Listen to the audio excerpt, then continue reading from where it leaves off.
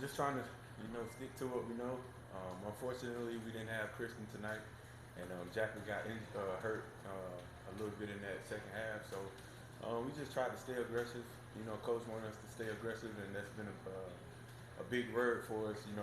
Staying aggressive and asserting ourselves in the game. So yeah, we just stick to what we know, and in that fourth quarter, we got some shots to go down. Jeremiah hit some big shots, and Raymond Aguilar as well. He came in and played some big minutes for us too.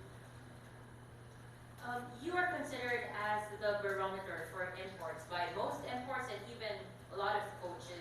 What can you say about the debut game of NLEX new import of Wayne Sally? Oh man, he's very tough. 40 something points. He seemed pretty much unstoppable.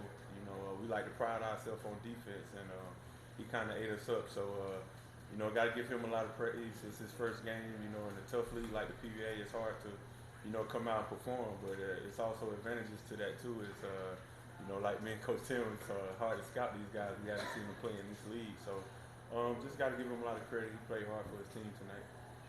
Coach Tim, a lot of your players are nursing some injuries, and of course the mentality is always next man up. What can you say about how the other guys stepped up, like Jeremiah and like JD mentioned, even Raymond Aguilar? Well, I think that we're coming off a really tough conference, and we didn't have much time to get back in condition, and it's almost expected that you're going to go through these times where guys are going to get a little beat up. Hopefully, nothing is serious, but both of them are needs, Christian and Japet. So the reason Christian wasn't at the game was because he was getting an MRI tonight, and if we didn't get it to him tonight, then he had to wait another 3 days to get it because there was no space. So we found someplace where he could get it. So we'll wait to see the results of that, and then we'll wait to see what happens with Japet tomorrow. Next man mentality has gotten to be a big thing. I think around the world in basketball, and it provides opportunity for somebody else to step in and get extra minutes, get extra touches. It also asks the guys that are playing regular minutes, they have to step up their game. So it was really pleasing to see Raymond go out there and do the things he does well. He rebounded well. He dove after loose balls, and he just stayed within himself and did his job. And then Maya is having a coming out party this conference. Last game I thought he was brilliant, and tonight he was even more brilliant. So he's starting to show what he can do. And with Japet and Christian out, we need someone like Jeremiah to step up for us, and he did tonight. Now open the floor to questions. Anyone?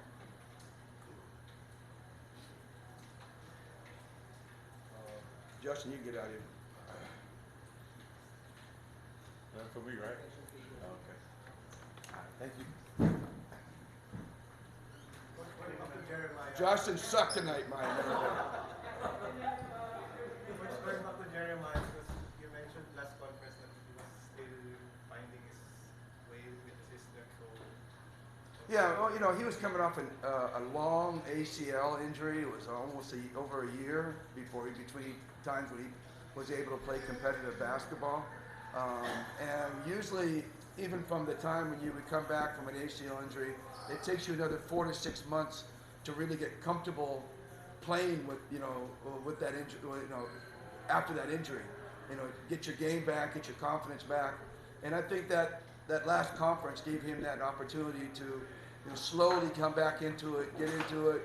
We all knew how good he was, because we see him every day in practice. But I think he just needed to develop the confidence of coming out there. And I think starting him the last couple of games has given them that boost of confidence. And he's not looking over his shoulder. If I make a mistake, I'm coming out of the game.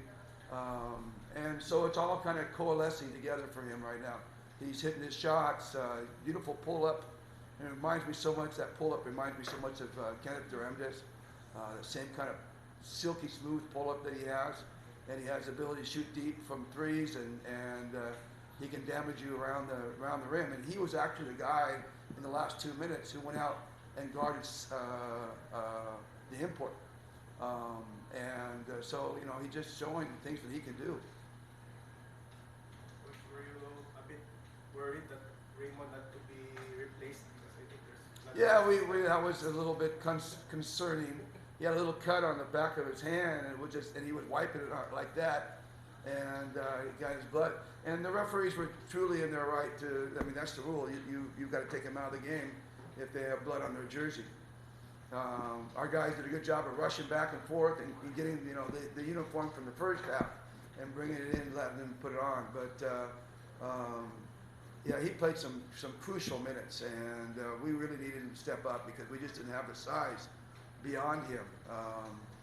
Sidney was there, but Sidney has just come back from injury, and he's been out for almost 4 or 5 months. And then Aljon got in foul trouble. So our size really went down. We really needed Raymond to step up and play. But yeah, that was really disconcerting when I had to pull him out of the game at that point. But our guy, again, our staff did a great job of getting him resupplied and getting him back out there.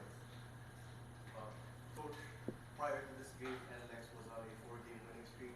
How hard was it to prepare for a team who's already been playing longer than you have in this conference?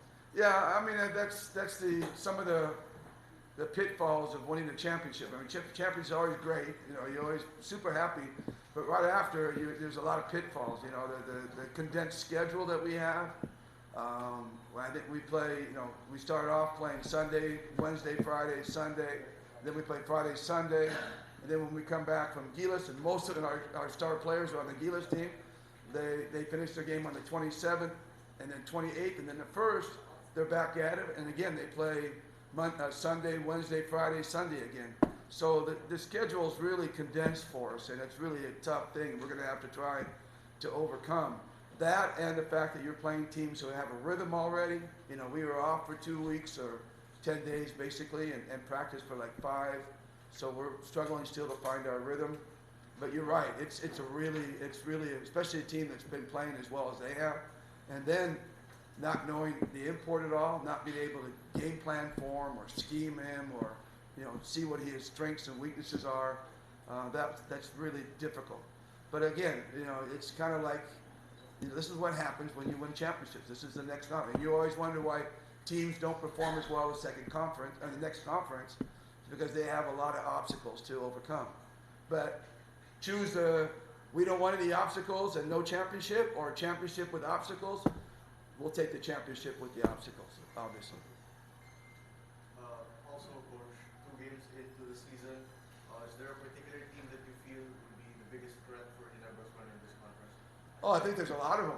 I think one of them was tonight. You know, if Selden continues to play like he's playing, I mean, they're going to be dynamic. They're very well balanced. I like the makeup of their lineup. Ginebre's roster is jumping to all kinds of different heights. You see him, must have had 6 or 7 blocks tonight, all crucial and difficult blocks against big guys. He's stepping up and playing big time. So they have a real nice construction. You know, Troyano's already a really good player, and Semenon is a great, probably one of the best import stoppers we have in the league. So they could be, obviously San Miguel with George there coaching. You know, they're playing a very relaxed, move the ball around, and they just look really comfortable out there at this point.